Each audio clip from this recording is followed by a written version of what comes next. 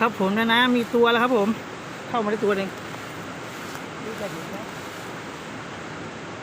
อันไหนวะ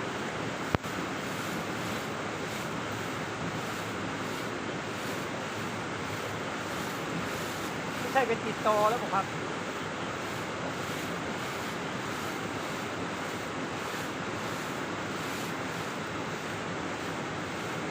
ไซส์ใหญ่ครับผม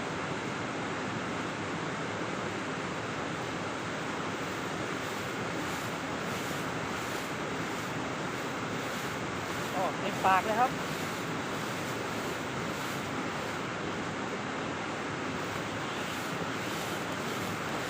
โอเคครับผมเป็นไซส์ใหญ่ครับผม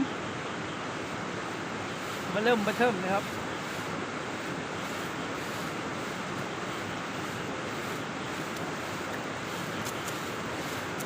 บิ๊กเลยครับตัวนี้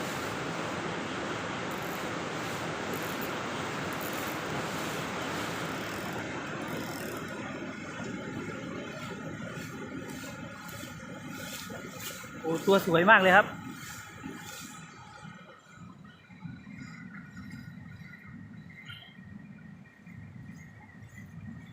ครับผม